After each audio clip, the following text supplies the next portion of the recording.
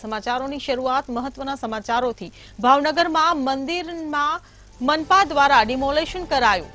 બજરંગદાસ બાપા મંદિરનું ડિમોલેશન કરવામાં આવ્યું। પોલીસ કાફલા સાથે ડિમોલેશન કરવામાં આવ્યું। તો ભાવનગરમાં મનપાની કામગીરી એસ્ટેટ વિભાગની ટીમે મંદિરને જમીનદોસ્ત કર્યું। બજરંગદાસ બાપા મંદિરનું ડિમોલેશન કરવામાં આવ્યું। ભાવનગરથી આ સમાચાર। ભાવનગર મનપા દ્વારા મંદિરનું ડિમોલેશન હાથ ધરાયું।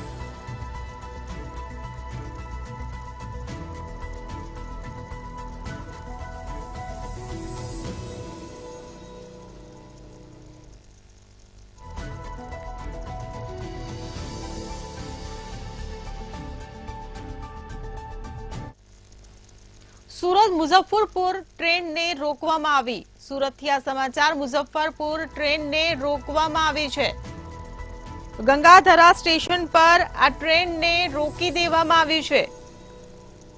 ધુમાડા નીકળતા ટ્રેન રોકવામાં આવી હોવાનું કારણ સામે આવ્યું। તો સુરત મુઝફ્ફરપુર ટ્રેનને રોકી દેવામાં આવી છે। ધુમાડા નીકળતા ટ્રેન રોકાઈ છે। બ્રેક વાઇન્ડિંગ ચોટી જતા ધુમાડા નીકળવા લાગ્યા હતા, જેના કારણે આ ટ્રેન રોકવામાં આવી। ટેકનિકલ ખામીને કારણે ધુમાડા નીકળ્યા હતા, તો જેને કારણે આ ટ્રેનને રોકી દેવામાં આવી છે। ત્યારે 35 જેટલા મુસાફરોને સલામત બહાર કાઢવામાં આવ્યા।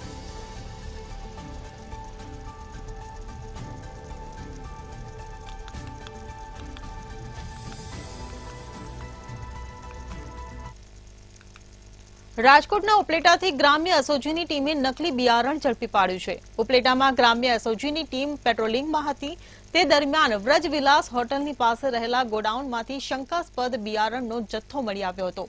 પરેશ સેલારકાના માલિકીવાળા ગોડાઉનમાંથી નકલી બિયારણ મળી આવ્યું છે। કપાસનું જુદી જુદી બ્રાન્ડના નકલી બિયારણ સાથે પોલીસે 1,28,000નો મુદ્દામાલ કબજે કર્યો છે। એસઓજી પોલીસે શંકાસ્પદ બિયારણનો મોટો જથ્થો ઝડપી પાડ્યો છે। એસઓજીની ટીમે પ્રકાશ સલારકા નામના વ્યક્તિની અટકાયત કરી છે। પોલીસે 184 બેગ શંકાસ્પદ બિયારણ પકડી પાડ્યું હતું। ખેતીનો જે મેન આધાર હોય ને તો એનો બીજ હોય છે।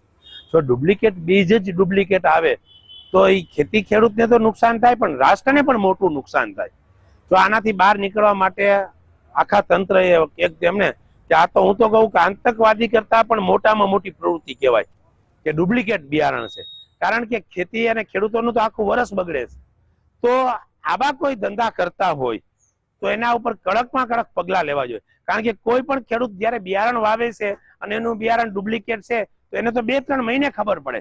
બિયારણની ગુણવત્તા માટે નાયબ ખેતી નિયામક વિસ્તરણ આપણે બાજુની કચેરીમાં છે, એના ઇન્સ્પેક્ટરો પણ હોય છે, અને એ સમયાંતરે દવા બિયારણ ખાતરના એના જે કંઈ ડીલરો છે એના મારફતે એનું સેમ્પલિંગ અને એનું નમૂનાઓ લઈને લેબોરેટરી કરાવતા હોય છે, અને એમાં સબસ્ટાન્ડર્ડ અથવા તો ફેલ થઈ હતી એ કંપની સામે નિયમાનુસાર કાર્યવાહી કરતા હોય છે, અને ક્વોલિટી કંટ્રોલના પેરામીટરનું ચકાસવાની કામ એ કચેરી બાજુની કચેરી કરે છે। આજથી દેશના 30 રાજ્યોમાં બજરંગ દળ ટ્રેનિંગ કેમ્પ શરૂ કરવામાં આવ્યો છે। એને લઈ આંતરરાષ્ટ્રીય હિન્દુ પરિષદના રાષ્ટ્રીય અધ્યક્ષ ડોક્ટર પ્રવીણ તોગડિયા રાજકોટની મુલાકાતે આવ્યા હતા। દર સપ્તાહે હનુમાન ચાલીસાના પાઠ કરાવવાના 13,000 જેટલા કેન્દ્રો ચાલી રહ્યા છે। ગામ અને શહેરમાં હિન્દુઓની સુરક્ષા માટે અનેક કામ અમારા કાર્યકર્તાઓ કરે છે। 1 કરોડ ઘરમાંથી અનાજ એકત્ર કરી ગરીબોને આપવાનું કાર્ય કરીશું। આતંકવાદીઓ અને ડ્રગ્સ ઝડપાવાને લઈને સુરક્ષાને વધુમાં વધુ સઘન બનાવવાની અપીલ કરી હતી। જો કે સુરક્ષા એજન્સીઓ સામે કોઈ સવાલ ઉઠાવવાનું તેમણે ટાળ્યું હતું, પરંતુ ઇઝરાયલ જેવી સુરક્ષા જરૂરી હોવાનું જણાવ્યું હતું। રાજકોટમાં રાષ્ટ્રીય બજરંગ દળનો વીર હિન્દુ વિજેતા હિન્દુ ટ્રેનિંગ કેમ્પ શરૂ થયો છે। આવા ભારતમાં 30 રાજ્યોમાં આ કેમ્પની શરૂઆત 1989 સરખેજ અમદાવાદમાં મિલિટરી ટ્રેનિંગ કેમ્પના સ્વરૂપમાં થયું હતું, અને એ ટ્રેનિંગ આખા દેશમાં વિસ્તારિત કરી ખેડૂત ખેતરમાંથી મોંઘા ભાવે બિયારણની ખરીદી કરી ખેતરમાં વાવેતર કરતા હોય છે, ત્યારે અમુક વખતે વેપારીઓ દ્વારા ખેડૂતોને નકલી બિયારણ પધરાવી દઈ ખેડૂતને છેતરતા હોય છે। ત્યારે રાજકોટ જિલ્લામાં છેલ્લા કેટલાક દિવસોથી નકલી બિયારણ પકડી પાડવામાં આવી રહ્યું છે।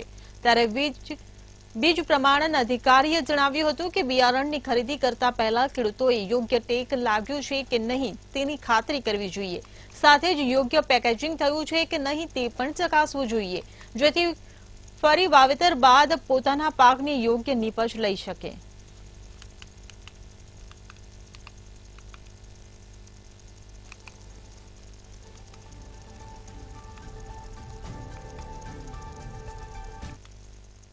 રાજકોટમાં શંકાસ્પદ બિયારણનો જથ્થો એસઓજીની ટીમે ઝડપી પાડ્યો હતો। એસઓજીએ ઉપલેટા બાજુની ગલીમાં આવેલ પરેશ વલ્લભ સેલારકાના ગોડાઉનમાંથી શંકાસ્પદ બિયારણનો જથ્થો પકડી પાડ્યો હતો। એસઓજીએ જુદી જુદી કંપનીના શંકાસ્પદ કૃષિને લગતા કપાસના બિયારણનો જથ્થો પકડીને કાર્યવાહી કરી છે। એસઓજીએ ગોડાઉનમાંથી કૃષિને લગતો શંકાસ્પદ 184 બિયારણની જુદી જુદી કંપની બેગો 1,28,800ની કિંમતનો માલ ઝડપી પાડ્યો હતો।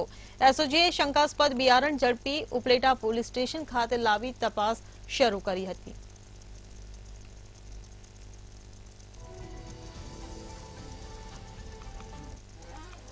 રાજકોટ જિલ્લાના પડઘરીમાં એક જ પરિવારના 3 સભ્યોએ સામૂહિક આપઘાત કર્યો હોવાની ઘટના સામે આવી છે।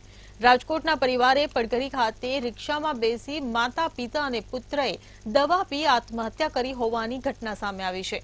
પોલીસ દ્વારા ઘટના સ્થળેથી સુસાઇડ નોટ પણ મળી આવી છે।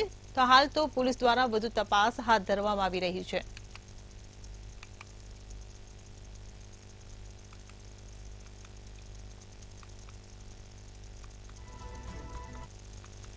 રાજ્યમાં આગામી 3 દિવસ ગરમી અને હીટવેવ પડી શકે છે। ત્યારે હવામાન વિભાગ દ્વારા અમરેલીને યલો ઝોનમાં ગણાવ્યું છે।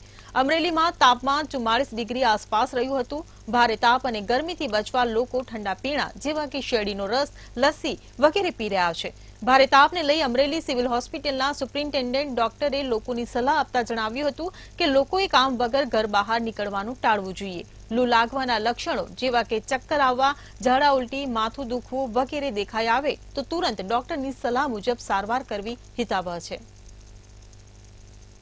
હીટવેવ છે તે મોટાભાગે આ ઉનાળાની ઋતુમાં આપણું ટેમ્પરેચર ઘણું બધું ઊંચું જતું રહે, 40 ડિગ્રીને ઘણી વખત 42, 43, 44 ડિગ્રી જેટલું પણ જતું રહે અને એટલું વધારે તાપમાન છે તે શરીરને અનુકૂળ નથી આવતું, એટલે શરીર એની સામે એમાં કંઈ બીમારી દેખાય, એટલે એના લીધે માણસને ઘણી વખત બેચેની થાય, ગભરામણ થાય, ઉલટી ઉબકા થાય, ઘણી વખત કંઈ શરીર તૂટવા લાગે, ખેંચ આવી જાય, માણસને પેશાબ ઓછો થાય, બીપી લો થઈ જાય, ક્યારેક માણસ બેભાન પણ થઈ જાય, આવું બધું જોવા મળે। એક તરફ રાજ્યમાં કાળઝાળ ગરમી પડી રહી છે, ત્યારે ગીર સોમનાથ જિલ્લાના દરિયાકાંઠાના ગામો હાલની કાળઝાળ ગરમીમાં પાણી ન મળતા ત્રાહિમામ પોકારી ઉઠ્યા છે। જિલ્લાના 41 ગામોમાં પીવાના પાણીનો વિકટ પ્રશ્ન ઉદ્ભવ્યો છે।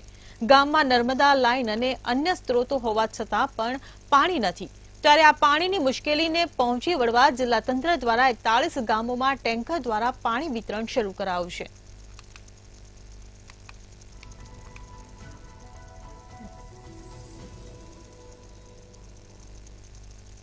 અમરેલી જિલ્લામાં ચોમાસાની ઋતુમાં નદીઓમાં પૂર આવવાને કારણે ગ્રામ્ય વિસ્તારમાં પાણી દર વર્ષે આવતું હોય છે। આવનારા ચોમાસાની ઋતુના ભાગરૂપે Gujarat state fire prevention service દ્વારા અમરેલી જિલ્લાના હેડક્વાર્ટર ખાતે ઘણા બધા ઇક્વિપમેન્ટ આપવામાં આવ્યા છે। અમરેલી જિલ્લાની ભૌગોલિક પરિસ્થિતિને સહેલાઈથી પહોંચી વળવા માટે રેસ્ક્યુ ઇક્વિપમેન્ટ આપવામાં આવ્યા, જે સુવિધાઓ નિહાળવા માટે અમરેલી જિલ્લાના કલેક્ટર પણ પહોંચ્યા હતા। અમરેલી જિલ્લાને અત્યાર સુધી ચોમાસામાં પૂર નદીઓમાં ડૂબી જવાની ઘટનાઓ વખતે કોઈ સુવિધા ન હતી। લાંબા સમય બાદ અને ચોમાસાની ઋતુમાં જેની મદદની જરૂર હોય તે સુવિધા રાજ્ય સરકાર દ્વારા આપવામાં આવી છે।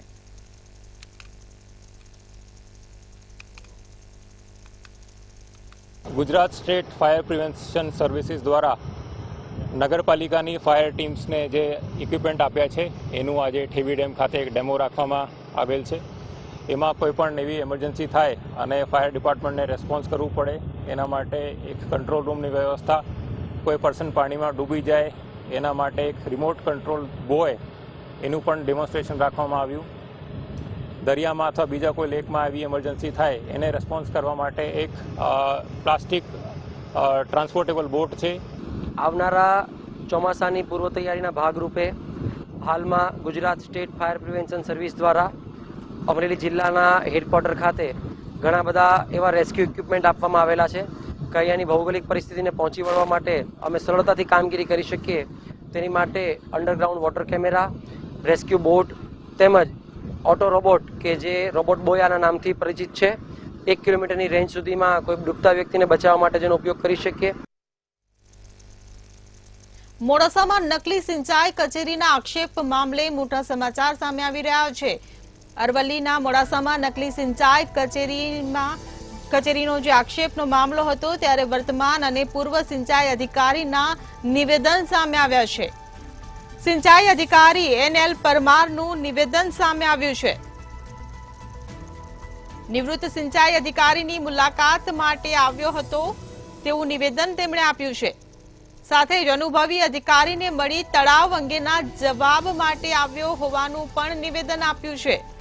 તો મોડાસામાં નકલી સિંચાઈ કચેરીના આક્ષેપ મામલે આ મોટા સમાચાર નિવેદન સામે આવ્યું છે. નિવૃત્ત અધિકારીનું નિવેદન સામે આવ્યું છે. હું શારીરિક બીમાર હોય મારું માર્ગદર્શન લેવા અધિકારી આવ્યા હતા તેવું નિવેદન આપ્યું છે.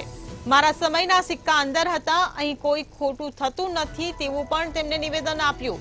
તો હું નોકરી પર હતો, સમયથી મારો સમાન અહીં નિવૃત્ત સિંચાઈ અધિકારીની મુલાકાત માટે આવ્યો હતો તેવું નિવેદન આપવામાં આવ્યું છે. કાર્યપાલક ઇજનેર અરવલ્લી પંચાયત સિંચાઈ વિભાગ મોડાસા. હાલ હું રનિંગ કર્મચારી છું અહીંયા કાર્યપાલક ઇજનેર તરીકે. હું છેલ્લા 8 મહિનાથી આ કચેરીમાં સર્વિસ કરી રહ્યો છું. મારા માટે આ પંચાયત વિભાગ છે નવું હતું, અત્યાર સુધી સ્ટેટમાં નોકરી કરી છે. હવે જૂના કોઈ કેસ હોય એનું કંઈ બી પ્રોબ્લેમ થાય, કંઈ જાણવું હોય સરકારમાં કંઈક કેસોને સંલગ્ન માહિતી મારે આપવી હોય તો નિવૃત્ત કાર્યપાલક ઇજનેર શ્રી PM દામોદ સાહેબ પાસે મારે ક્યારેક ફોન ઉપર, અને એમની જો તબિયત ઉંમરના હિસાબે સારી ના હોય તો હું પણ રૂબરૂ આવી જાઉં છું. અને એવા જ 2 કેસ લઈને સિમલેટી તળાવ અને મોટી મોરી, આ 2 કેસ જે છે 2015-16ના કેસો હતા. એ કેસમાં સરકારશ્રીમાંથી મને 2 દિવસમાં કીધું કે આનો જવાબ કરો. મારે એસી સાહેબ, મારા અધિક્ષક ઇજનેરસિંહ સાહેબ જોડે મારે આજે પણ વાત થઈ, ગઈકાલે પણ વાત થઈ, અને સાહેબે પણ જે કંઈ સુધારવાનું સુધાર્યું હતું, મેં મારો જવાબ મારી રીતે કર્યો હતો. પણ એમાં ખૂટતી કરતી જે કંઈ બાબતો હતી MBને લગતી એ બાબતો પછી મને બહુ આઈડિયા ના આવ્યો, એટલે મારે. સુરેન્દ્રનગરના પાટડી જનાબાદ રોડ પર ડમ્પર ચાલકે બાઇક ચાલક આધેડને અડફેટે લીધો હતો. ત્યારે બાઇક ચાલકને ગંભીર ઇજા પહોંચતા ઘટના સ્થળે જ કમકમાટી ભર્યું મોત નીપજ્યું હતું.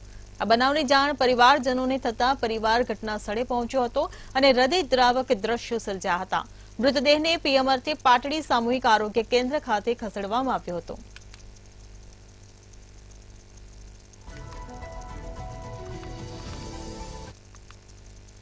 બહુ સારું. આજે અમારા ભાઈ સુજાતભાઈ રોડની સાઈડમાં ચાલતા હતા, જે પટ્ટાની બહાર હતા, અને એ છતાં બી ડમ્પર વાળો ઉડાડીને નાસી ગયો, ફરાર થઈ ગયો. આપ વિડીયોમાં જોઈ શકો છો CCTVમાં કે કેવી પોઝિશન છે ને કઈ રીતે એક્સિડન્ટ થયું છે.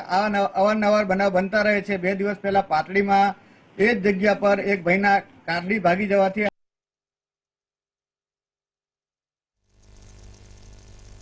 જામનગરના એડવોકેટ હારૂન પાલેજાની હત્યા કેસમાં પોલીસ દ્વારા કુખ્યાત સાયજા ગેંગના 15 આરોપીઓની ધરપકડ કરવામાં આવી હતી. જામનગરની જિલ્લા જેલમાં રાખવામાં આવ્યા હતા. તે તમામ આરોપીઓને અલગ અલગ જેલમાં રાખવા માટેનો નિર્ણય લેવાયો હતો, જેના અનુસંધાને તમામને રાજ્યની અલગ અલગ જેલમાં ધકેલી દેવામાં આવ્યા છે. જે સાયજા ગેંગના આરોપી બસીર સાયજા અને ઉમર સાયજાને રાજકોટની જેલમાં મોકલી દેવામાં આવ્યા છે અને આજે સવારે તેઓની જેલ ટ્રાન્સફર કરવામાં આવી છે. આ ઉપરાંત સિકંદર સાયચા અને શબ્બીર સાયચાને સુરતની લાજપોર જેલમાં મોકલી દેવામાં આવ્યા છે. આ ઉપરાંત ઇમરાન સાયચા અને એજાજ સાયચાને અમદાવાદની જેલમાં, ગુલામ સાયચા અને રમજાન સાયચાને વડોદરાની જેલમાં મોકલી દેવાયા છે. તેમજ દિલાવર અને સુલેમાન સાયચાને ગાંધીધામ ગાળપદર જેલમાં, મહેબૂબ પલારાને ભુજની જેલમાં તેમજ અસગર સાયચાને અમરેલીની જેલમાં મોકલવામાં આવ્યા છે. જામનગર જિલ્લામાં જામનગર શહેર વિસ્તારમાં એડવોકેટ શ્રી હારૂન પલેજારનો ચર્ચાસ્પદ મર્ડરનો ગુનો બનેલ, જે મર્ડરના ગુનામાં કુલ 15 આરોપીઓ પોલીસ દ્વારા પકડવામાં આવેલ.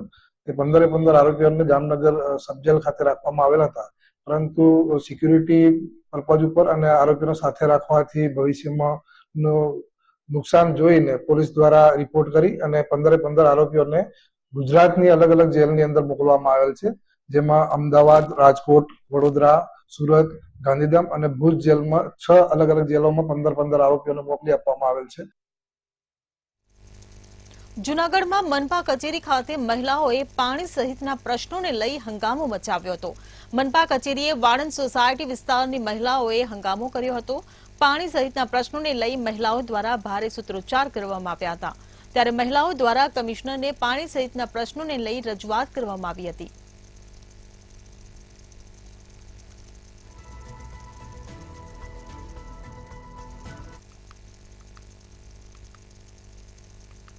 ચોરાણું વર્ષ પહેલા વંથલીથી પ્રસિદ્ધ થયેલી કેસર કેરી આજે દેશ વિદેશમાં ખવાય છે, પરંતુ વાતાવરણમાં પલટાઓ આવવાને કારણે છેલ્લા 2 વર્ષથી કેસર કેરીનું ઉત્પાદન ઓછું થાય છે. વંથલી પંથકના ખેડૂતો ના છૂટકે બગીચામાં રહેલા આંબાઓને દૂર કરવા માટે મજબૂર બન્યા છે.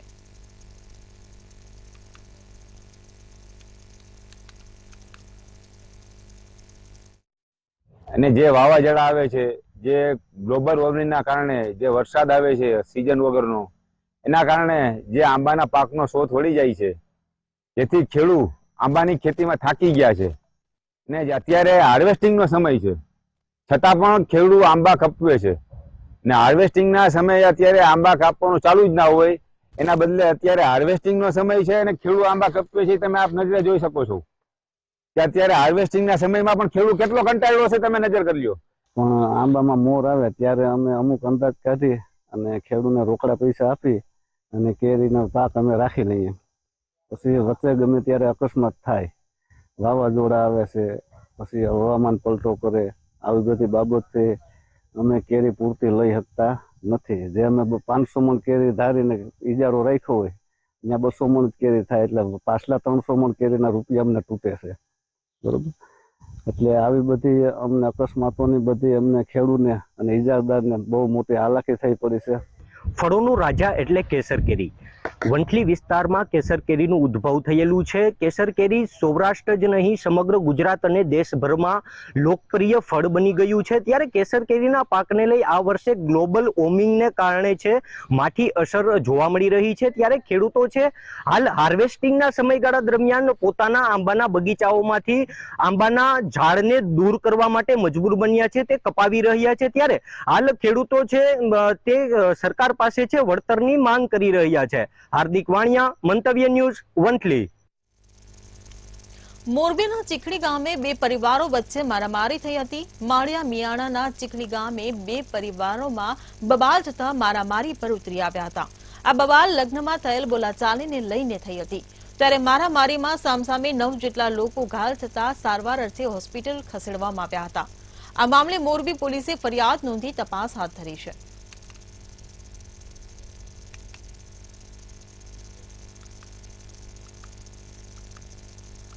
ચુડા-વાસણ નદીમાં ડાયવર્ઝન માર્ગમાં આયસર ફસાતા 2 કલાક વાહન વ્યવહાર ખોરવાયો હતો.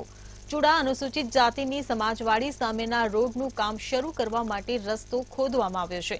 વાહનોની અવરજવર માટે સ્ટેટ બેંકથી વાસણ નદીમાંથી ડાયવર્ઝન આપવામાં આવ્યું છે. નદીમાં પાણી વહેતું હોવાથી વાહનો ફસાવાના બનાવો વધી ગયા છે. તંત્રે કોઈ કાર્યવાહી કરી નહોતી, જેના કારણે ડાયવર્ઝન માર્ગની વચ્ચોવચ્ચ આયસરના ટાયર ફસાઈ ગયા હતા. વાહન ચાલકોને મુશ્કેલી વેઠવાનો ત્યારે વારો આવ્યો હતો.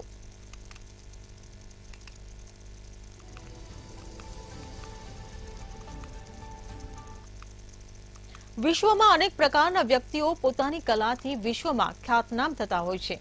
ત્યારે દોડવીરોમાં પણ આવો રેકોર્ડ અમેરિકાના નામે છે, જેને રેકોર્ડ તોડી ભારતના નામે કરવાની દૃઢ નિર્ણય સાથે ભાવનગરના ગામડાના એક યુવકે મહેનત શરૂ કરી છે. દોડવીર બાલકૃષ્ણ રાવળદેવ અમેરિકાનો રેકોર્ડ તોડવાની તૈયારી કરી રહ્યા છે. બાલકૃષ્ણ અમેરિકાનો રેકોર્ડ તોડી ભારતના નામે કરવા રાત દિવસ મહેનત કરે છે. આમ તો રાત દિવસ દોડવું સહેલું નથી, તેમ છતાં આ દોડવીરે 60% સફળતા મેળવી લીધી છે. જોકે બાલકૃષ્ણએ અગાઉ પણ 3 રેકોર્ડ તેના નામે કર્યા છે.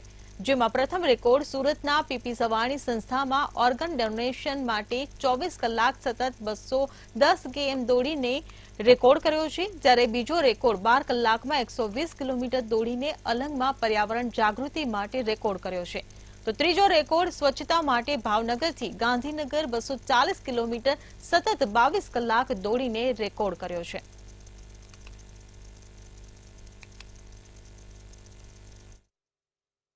$560 કિલોમીટરનો રેકોર્ડ જે અમેરિકાના નામે છે એ રેકોર્ડ હું ભારતના નામે કરવા માંગુ છું. અગાઉ તમે કેટલા રેકોર્ડ બનાવ્યા છે આવી રીતના દોડવામાં? અગાઉ મેં 3 રેકોર્ડ બનાવ્યા છે. પહેલો રેકોર્ડ મેં સુરત પીપી સવાણીમાં બનાવ્યો હતો, ના 210 કિલોમીટરનું અંતર કાપ્યું હતું, અને તે પછીનો રેકોર્ડ મેં ભાવનગરથી ગાંધીનગરનો બનાવ્યો છે, અને એ પછીનો રેકોર્ડ મેં અહીંયા જય જવાન ફિઝિકલ એકેડમીમાં બનાવ્યો છે. આજથી 18 વર્ષ પહેલા કોઈ અમેરિકાના લેસ્લરે 560 કિલોમીટર રનિંગ કરી અને વર્લ્ડ રેકોર્ડ તોડ્યો 80 કલાકની અંદર. તો આ ભાઈની ઈચ્છા છે કે મારે 72 કલાકની અંદર 560 કિલોમીટર રનિંગ કરીને દેશના નામ રેકોર્ડ કરવો છે.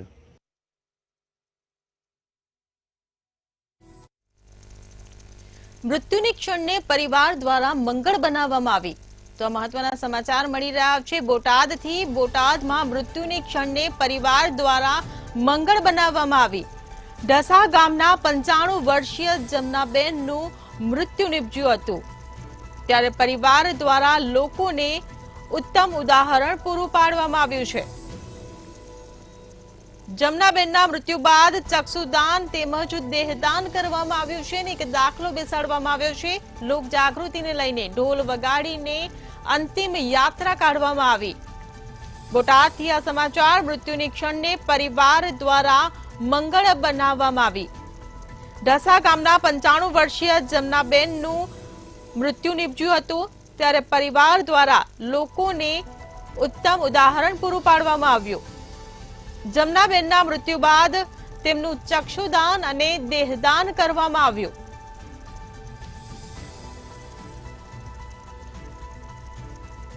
તો ઢોલ વગાડી અંતિમ યાત્રા કાઢવામાં આવી. તો બોટાદથી આ સમાચાર. મૃત્યુની ક્ષણને પરિવારે મંગળ બનાવી છે. ઢસા ગામના 95 વર્ષીય જમનાબેનનું મૃત્યુ નિપજ્યું હતું, ત્યારે પરિવાર દ્વારા લોકોને ઉત્તમ ઉદાહરણ પૂરું પાડવામાં આવ્યું. મોત બાદ ચક્ષુદાન કરવામાં આવ્યું.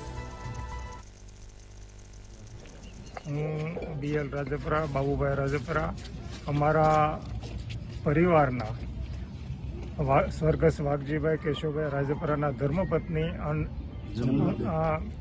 શ્રી જમનાબેન વાઘજીભાઈનો આજ સ્વર્ગવાસ થતા એમની 95 વર્ષની ઉંમર હતી. એમના પરિવારજનો, એના પુત્રો અને એના પૌત્રોએ એવું નક્કી કર્યું કે આપણે આ દેહદાન અને ચક્ષુદાન દ્વારા અન્યને ઉપયોગી થવાય એવો ઊંચ વિચાર એને પ્રથમ આવ્યો. એના 2 આંખોનું દાન કરવામાં આવ્યું. પછી દેહદાન એમ્સ રાજકોટની હોસ્પિટલમાંથી એની એમ્બ્યુલન્સને બોલાવી એના ટીમ દ્વારા એના દેહદાનનો પણ સંકલ્પ કર્યો અને દેહદાન કરવામાં આવ્યું. ઢસાની અંદર આ એક અમંગળ ઘટનાને મંગળ રીતે ફેરવી અને વાજતે ગાજતે એમની સ્મશાન યાત્રામાં ફૂલ અને ઢોલ સહિત એમને સ્મશાન યાત્રા ગામ વચ્ચેથી નીકળી એટલે લોકોને ખબર પડી કે ભાઈ આ કેમ ઢોલ વાગે છે. તો પછી લોકોને પ્રેરણા મળે કે ભાઈ આ એક દેહદાન કર્યું છે અને ચક્ષુદાન કર્યું છે, એવા બાનું અવસાન થયું હોવાથી લોકોને પ્રેરણા મળે એટલે વાજતે ગાજતે સ્મશાન સુધી લાવ્યા અને અહીંથી એમ્સની એમ્બ્યુલન્સની અંદર એમને રાજકોટ લઈ જવામાં આવ્યા.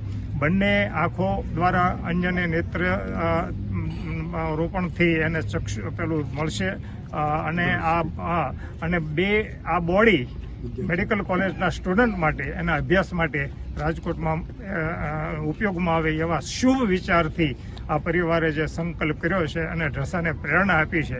એટલે અમે રાજપરા પરિવાર વતી એમનું અને ઢસા ગામ વતી આ કનુભાઈ વાઘજીભાઈ, રમેશભાઈ વાઘજીભાઈ અને મુકેશભાઈ વાઘજીભાઈ એના 3 પુત્રોને અમે હૃદયપૂર્વક આભાર માનીએ છીએ. સુરતમાં વિરોધ વચ્ચે ડીજીવીસીએલ દ્વારા સ્માર્ટ મીટર લગાવવાની કામગીરી શરૂ કરવામાં આવી છે. સરકારી કચેરીઓની સાથે જુદી જુદી રેસીડેન્સીઓમાં પણ સ્માર્ટ મીટર લગાવાઈ રહ્યા છે. વેસુ પીપલોદ વિસ્તારમાં લગાવવામાં આવેલા સ્માર્ટ મીટરની સાથે એક ચેક મીટર લગાવાઈ રહ્યા છે અને જ્યારે 2 દિવસમાં 13 જેટલા ચેક મીટર લગાવવામાં આવ્યા છે ત્યારે 15 થી 20 દિવસમાં બંને મીટરનું રીડિંગ તપાસવામાં આવશે અને સાથે જ ગ્રાહકોને બંનેનો તફાવત બતાવી જૂના મીટર અને નવા મીટરની ગેરસમજ દૂર કરવામાં આવશે। અમે લોકો અઠવાડિયાનું રાખેલા છે કે અઠવાડિયા પછી ક્રોસ ચેક કરીશું કે ખરેખર ડિફરન્સ કેટલું છે એ બધું તપાસ કરીશું, પણ કન્ઝ્યુમર પણ એ જ પોતે ઓબ્ઝર્વેશનમાં લઈ શકે છે। પણ આપણે તો ગ્રાહકને સંતુષ્ટ કરવાનું એ જ ઉદ્દેશ્ય છે ડિજીવિશનનો। હવે બહુ બધા કન્ઝ્યુમરને એવું કન્ફ્યુઝન થાય છે કે ખરેખર સ્માર્ટ મીટર વધારે ફરે છે એવું છે। અમુક કન્ઝ્યુમરને એવું નથી, પણ બહુ બધા કન્ઝ્યુમરને એવું ડિસ્પ્યુટ છે કે ખરેખર આ મીટર ફાસ્ટ છે। પણ આપણી તો એ જ વિઝન છે ડિજીવિશનનું કે ગ્રાહકને સેટિસ્ફેક્શન થાય, એટલા માટે અત્યારે હાલ એમનું જ જૂનું મીટર સિરીઝમાં લગાવવામાં આવેલું છે। તો પછી એ લોકો જાતે ડિસિઝન લઈ શકે છે અને જોઈ પણ શકે છે અને અમે પણ એક્સપ્લેન કરીશું અઠવાડિયા દિવસ કે ખરેખર આ મીટર બરાબર છે કે નહીં। સૌરાષ્ટ્ર સુરતમાં હાલ બસ આટલું જ। વધુ સમાચારો માટે જોતા રહો મંતવ્ય ન્યૂઝ। નમસ્કાર।